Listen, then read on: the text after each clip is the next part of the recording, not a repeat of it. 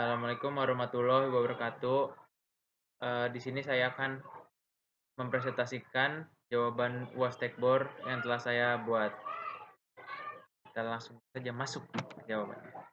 Ya, ini nomor 1, yaitu lumpur dengan water loss tinggi saat akan dipakai pada formasi shell dapat mengakibatkan formation damage seperti runtuhnya formasi lubang pemboran. Jadi di kandungan lumpur itu ada water loss.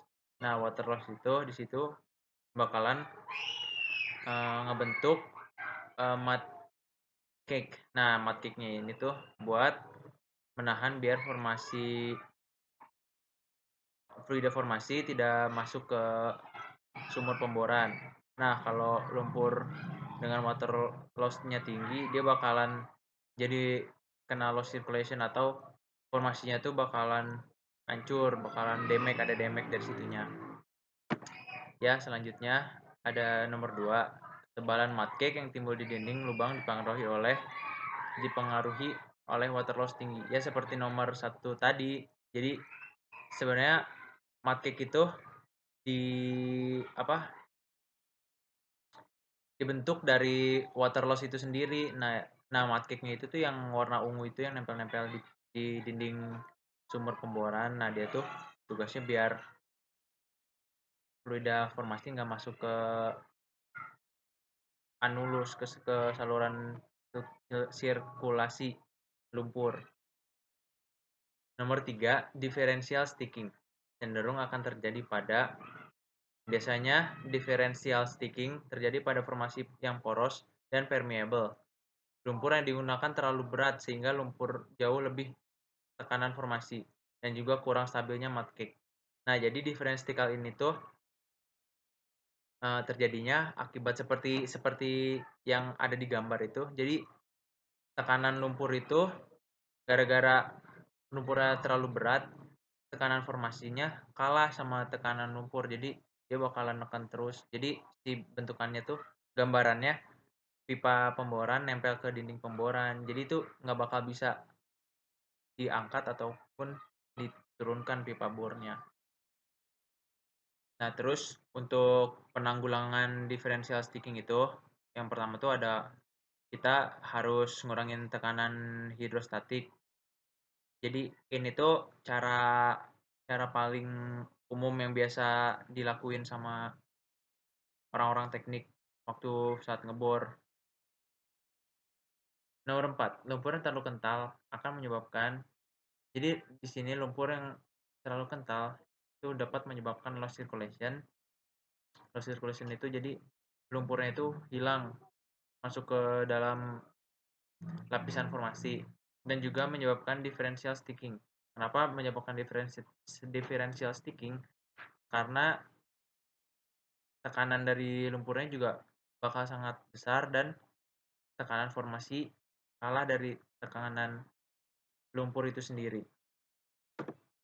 Nah, yang selanjutnya ada nomor 5. Apabila menurunkan rangkaian mata bor di mana lumpur mempunyai gel strength besar, kemungkinan yang dapat terjadi adalah akan mengalami kesulitan karena lumpur semakin lama akan mengental, menyebabkan kerja pompa terlalu berat untuk memulai sirkulasi kembali.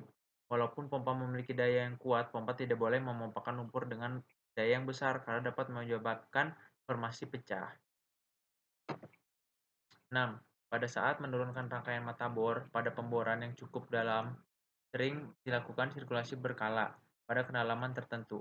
Hal ini bertujuan untuk membersihkan lubang bor hingga tidak ada endapan yang berpotensi mengganggu saat memasukkan instalasi, dan juga sekaligus untuk menipiskan mud cake dengan sirkulasi encer dengan filtrasi yang kecil namun densitasnya masih cukup besar. Nomor 7. Untuk menurunkan kekentalan lumpur tanpa menaikkan water loss dapat ditambah bahan lumpur, biasanya dalam pemboran itu dinamai thinner. Nah, thinner itu apa sih? Nah, thinner itu ada chrome lignosulfonat, alkalin lignite, sodium asid pyrophosphate, dan lain-lain. Nah, itu bahan-bahan untuk menurunkan kekentalan lumpur. Nomor 8. Kalau water loss air lapisan dari lumpur cukup tinggi, maka kemungkinan besar dapat terjadi formation damage, mud cake tebal, dan menyebabkan kerja pompa terlalu berat untuk memulai sirkulasi kembali. Walaupun pompa memiliki daya yang kuat, pompa tidak boleh memompakan lumpur dengan daya yang besar karena dapat menyebabkan formasi pecah dan juga akan terdapat problem loss circulation. Ya, seperti pada gambar di bawah, lebih tinggi water loss-nya dan mud cake bakal menjadi tebal. Dan itu juga bisa merusak formasi. Selanjutnya nomor 9. Lumpur bor dengan berat jenis yang terlalu tinggi dari yang diperlukan akan mengakibatkan loss circulation. Karena tekanan dari lumpur akan lebih besar dari tekanan formasi dan dia akan merobos formasi. Jadi dia tidak bisa sirkulasi kembali dalam mud tank.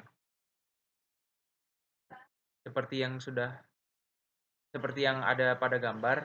Jadi kalau misalnya lumpur bor dengan berat jenis yang terlalu tinggi, dia tidak akan balik sirkulasi ke mud tank ke atas lagi, melainkan masuk ke zona formasi. Selanjutnya nomor 10. Ada 3 buah tangki lumpur dengan panjang 18 feet, lebar 10 feet, tinggi 8 feet. Kalau batasan boleh mengisi lumpur hanya 6 feet, maka volume lumpur di dalam ketiga tangki tersebut berapa barel? Nah, di sini ada perhitungan. Volume satu tangki 18 kali 10 kali 6 menghasilkan 1080 kubik feet. Dan perhitungan selanjutnya, volume 3 tangki 1080 kali 3 menghasilkan 3240 kubik feet. Lalu dari hasil tersebut mengkonversikan kubik feet ke barel, yaitu 3240 dikali 0,17811 sama dengan hasilnya 577,0764 barel. 11.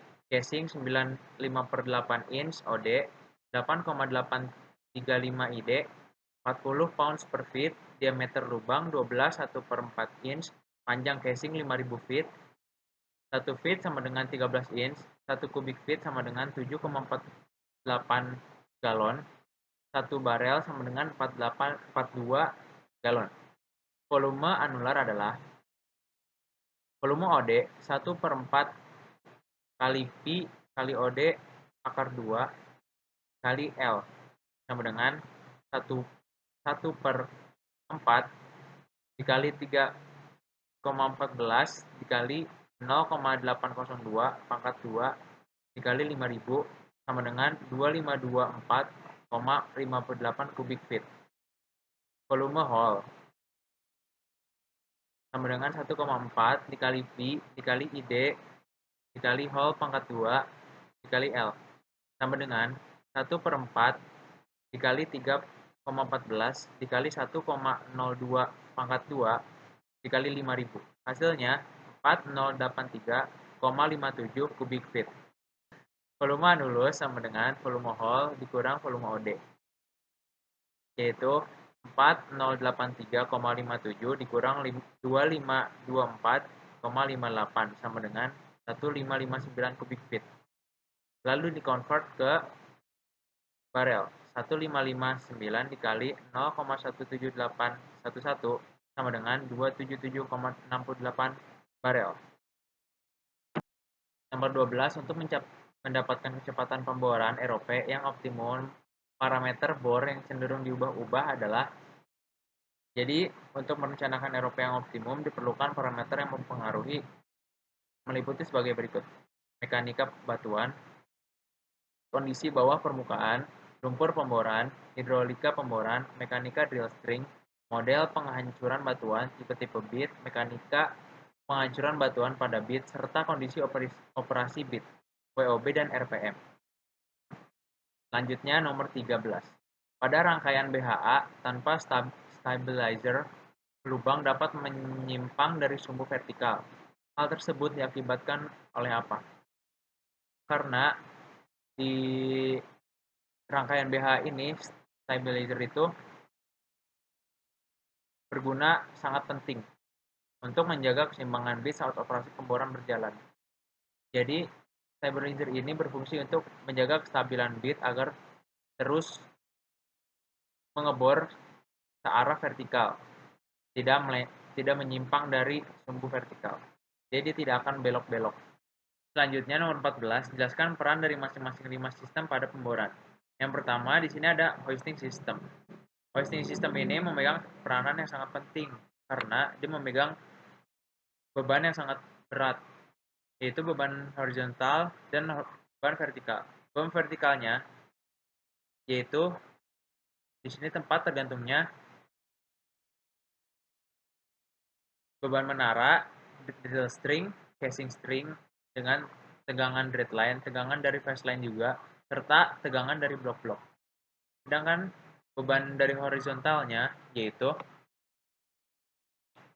berasal dari tiupan angin dan juga beban dari drill pipe yang tersandarkan yang ditaruh tersandarkan di menara.